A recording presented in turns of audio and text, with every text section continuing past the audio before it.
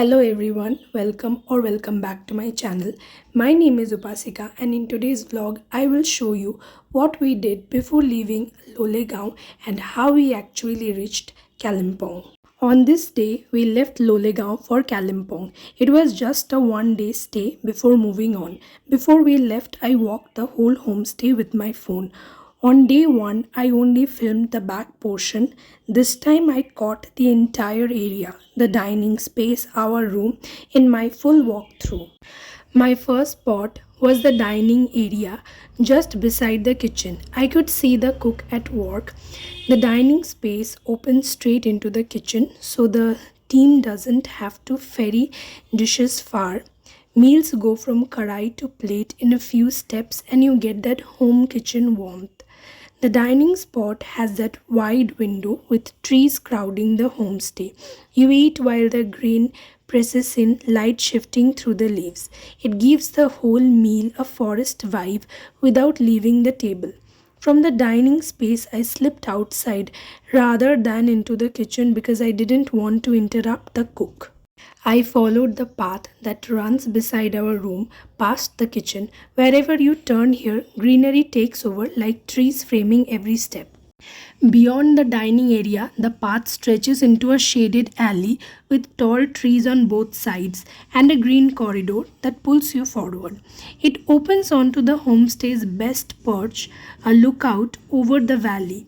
The view just hits you all at once, with hills rolling under mist and canopy all around. It's a kind of spot you could sit in for hours and not notice time passing.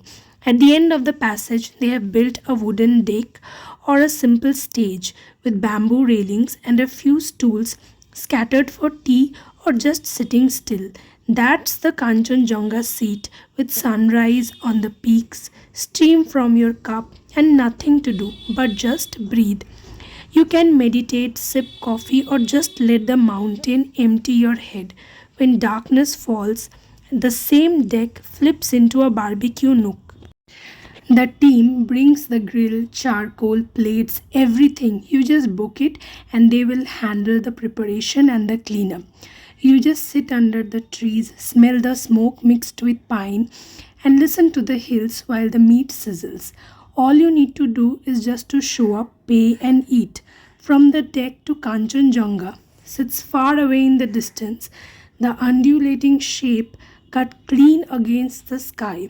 Between you and the peak, just layers of green with tree crowns, misty folds, no buildings, just forest breathing.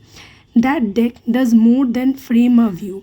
It reminds you how scary this feels back in the plains, like constant traffic here, packaged food, and lots of noise. It literally grinds you down. Up here, the open canopy, the clean wind sort of reset you like lungs work easier, appetite returns, thought slows down. No wonder doctors send city weary patients to the hills. Nature isn't a luxury here, it's literally the air you are breathing and the quietness only your soul understands. The homestay was exceptionally beautiful and surrounded by nature, far removed from the clamor of city life. I wished to extend my stay by several days, perhaps even just a few more hours. However, it was not possible as we were scheduled to depart Lolegaon that day. The homestay comprised two floors. The ground floor contained two rooms, both of which were designated for guests. The upper floor was reserved exclusively for the owner's personal use and it was not offered to guests. In the open area of the homestay, there was a dry stack of stones. Initially, we were uncertain of its purpose and considered whether it might hold religious or ceremonial significance for the owners. Upon inquiring, the owners clarified that it was not related to prayer or faith. They place incense sticks inside the stack so that a pleasant fragrance is distributed throughout the homestay. The practice is very similar to what many of us do in our own homes, using incense to create a pleasant atmosphere. During our stay, we observed considerable ash collected at the base, indicating regular use. The entire homestay in which we were accommodated was constructed completely of wood. Before departing the premises, I was filming the entire area. I sought the owner's permission to go upstairs, which is used exclusively by them and not designated for guests.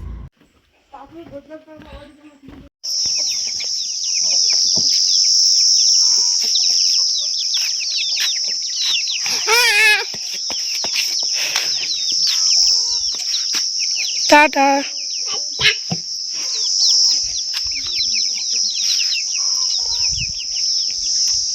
I assured the owners that I would not enter any room and would only capture what was visible from where I stood. The owners graciously consented and stated that there would be no issues. The staircase leading to the upper floor was located on the outer side of the building. It was not a direct ascent, one must go around to access the upper level. The stairs themselves were constructed entirely of wood. The view from the upper floor of the homestay was exceptionally good. From that vantage point, one could observe the entire premises. As soon as I reached upstairs, I noticed that the area was slightly untidy. This is understandable as it is used by the owners for their personal purposes. However, it was not excessively disordered, only minimally so, which is entirely normal. When I went upstairs, I initially assumed the area was occupied only by me. On the ground floor, there is a large room used exclusively by the owners, and I had seen the entire family gathered there. However, on reaching the upper floor, I noticed that one room had its window partially open, allowing a partial view of the interior. While I was recording, my father called out to me from downstairs. He asked me to pose so he could take a photograph with his phone. As he was speaking very loudly, I also responded loudly. My father captured the image, though he deleted it later himself. The sound alerted the occupant of that room. The individual then slightly slid the window, closed it, and at that moment I realized I was not the only human being on the upper floor. In the morning, before departing from this location, we went for a walk in the local area. Whenever we travel to a new place, my father ensures that we take a morning walk in the vicinity. He believes that a walk in an unfamiliar area is beneficial as it allows one to observe many things and witness the daily lives of local residents. Therefore, he makes it a point to take us on a morning walk each time we visit a new destination. Accordingly, this time as well in the morning, before leaving Lolegaon, we went for a walk in the local area. The main road on which we were walking was exceptionally wide. We remained on one side of the road while walking. The road was very well constructed with no potholes present. It was of such width that 3 to 4 vehicles, large vehicles, could easily pass, while still providing sufficient space for the pedestrians to walk along the side. Although the road was very wide, it did not have a central road divider in the conventional sense. Instead, there was a strip between the road and the footpath. The divider contained numerous plants, not only flowering plants but also various other types, including herbs.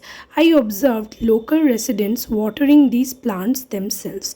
They were making very effective use of that space by cultivating herbs and flowers, which they could also utilize. Their dividers appeared exceptionally beautiful because the people genuinely care for their surroundings. The road was exceptionally clean, which was in complete contrast to the roads in Burdwan. At one section, there was a steeply slanting path comparable to a ladder and slide in its incline. We proceeded along that slanting road, which led to an area containing local houses, shops, and at the very far end, a very large hotel.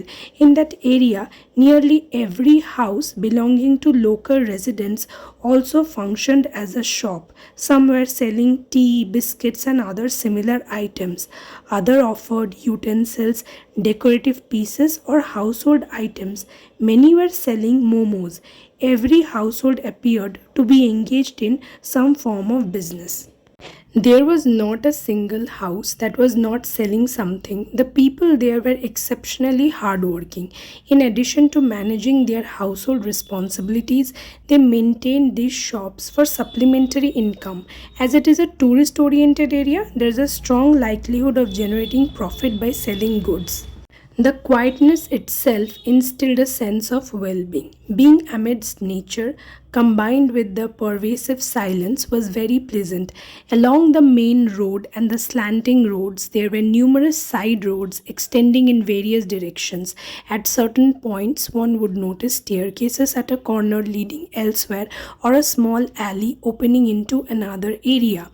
Numerous paths branched out from the main route. Although I was curious, I did not follow any of them, as it was an unfamiliar terrain.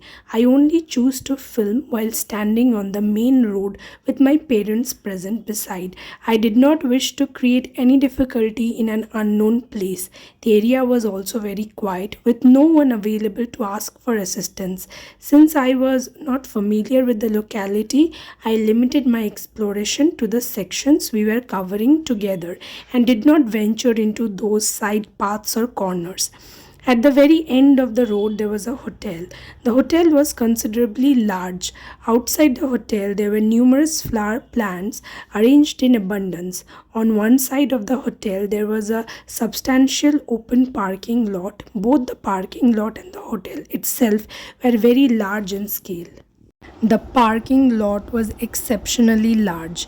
As it was an open parking lot without a ceiling, it was completely exposed to the sky. From that location, the view was also very beautiful. The mountain view visible from the parking lot was particularly good. Within the parking lot, along the sides, there were numerous marigold flowers. They were a great abundance of marigold flowers in both orange and yellow colors. After visiting that area, we returned to the same stall we had visited the previous night for snacks. On the previous night, we were unable to have the momos, so we waited for approximately 1 hour, but they were unable to serve them to us. So after that, we left. And in the morning also we went to their stall again, and they immediately recognized us. In the morning they did not take much time. Within like 15 to 20 minutes they served us the veg momos. The uncle at the stall remarked that we had ordered only one plate and questioned how three people could eat from one plate. Actually, my father did not eat, only me and my mother we ate the momos, as both of us like momos very much, especially me. And I think that mountain momos are always very tasty. They have a speciality in them which can only be get in the mountains. The couple who ran the homestay, especially the uncle, came to us and he was extremely friendly. The stall owners, both the uncle and the auntie, they were Nepali. They knew our homestay owners because they were relatives. So they were telling us about their family members and other details. Most of their ancestors were Nepalis who came and settled here in Lolegaon. They were also telling many other things about their family, like the uncle's brother died and now he is raising his brother's daughter like his own daughter. They also shared other details about their family matters with us as well. Apart from momos, the stall had several other items as well, such as tea, coffee, YY, chocolates, and different types of snacks. After eating momos, my father returned to our homestay. My mother and I went again to a shop on that slanting road. The shop was not actually a proper shop. It was basically a home, and one of the rooms, that one facing the road, has been turned into a shop. Not only one house but almost every other house had turned the room facing the main road into a shop. We went to that particular shop because all the other shops were closed and only that one was open. They were selling various other items such as noodles, mostly Korean noodles, winter essentials like sweater, jackets and caps, along with crockeries and several items used for home decor. The shop auntie was very much hurry. She was working very hurriedly, and repeatedly she was also asking us to hurry up. She mentioned that her brother was going to visit her home for Bhaipota purpose and she needed to prepare meals for her brother. She was handling things in a very hasty manner. Meanwhile, her husband was making a huge dough. Upon asking the auntie about it, she explained that they prepare momos at home to sell, and her husband was working on the momos while she managed the shop. In the end, my mother bought one cup and two small balls from her. After our last shopping was done, we returned to our homestay. In our homestay, the homestay owners were Nepalis. When I first saw them, I saw an elderly couple, two young girls, and a small kid. I thought that the couple had three children. Before leaving the homestay, we ran out of water because it was a long journey from Lolegaon to Kalimpong. My parents gave me the duty to fill the bottles. So in the kitchen, the Bengali people running the homestay were not there. They had gone for some shopping purpose. So I went to the owners, I mean the Nepali owners, and I asked them if I could fill my bottles. They were very kind and polite. They asked me to come inside their kitchen. It was a very big room, like an extremely big room, like a very big hall. Halls we have in schools that were being used for annual functions, like that kind of hall, which they were using as a living room and also as a kitchen. They asked me to sit on the sofa. They took the bottles from my hand and said, "You sit here while we are filling your bottles." While filling the bottles, they asked me about my name and where I am from and so many other different questions. So when I asked them back, I got to know that this Nepali couple have only one daughter. The other young girl was actually the auntie's sister. The auntie's sister had visited them with her son. So the kid, who was actually 8 to 10 years old, was actually that girl's son. I was so shocked because she seemed very young. She did not look like that she had a 10-year-old kid. She looked like as if she was in her early 20s. And after that, everyone started introducing themselves to me and they were very friendly and polite. Also, I saw Ginger sleeping on the uncle's lap very peacefully. I got to know that the auntie's sister, that woman with a kid, she works in Kalimpong. So on the same day, she was also supposed to leave for Kalimpong with her son. Inside the homestay, since evening, they lit many lights, but the problem is from the main road when you come inside the homestay. In the daytime, it is okay, but at night, after crossing the main road, there is a very long path. The path is in the middle, and on the both sides there is dense growth of jungle, and you have to walk a long way, about 5 minutes, and then you enter the homestay arena. That becomes a bit scary at night because of the complete darkness and the dense growth of jungle. Once you enter the homestay arena, there are lots of lights lit, so there is no problem. Before leaving the homestay, I decided to give a room tour because a vacation vlog without a room tour is definitely incomplete. Not just our room, the entire homestay was constructed of wood. Our room featured two very large windows with curtains, and from those windows you could enjoy a really good view of the entire homestay. There were two double-sized beds with a small table placed in between them. On the opposite side of the bed, there was also a small mirror for viewing your face. The washroom alone was not constructed of wood. It was a regular one built with cement, and the floor had marble flooring. It was also equipped with geyser facilities.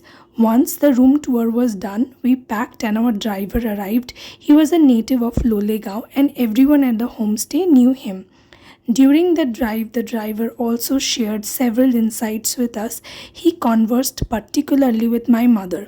He mentioned that he intends to construct a homestay in Lolegaon as well. The plot for the same has already been purchased by his family. He is presently raising the requisite capital for the construction of the homestay.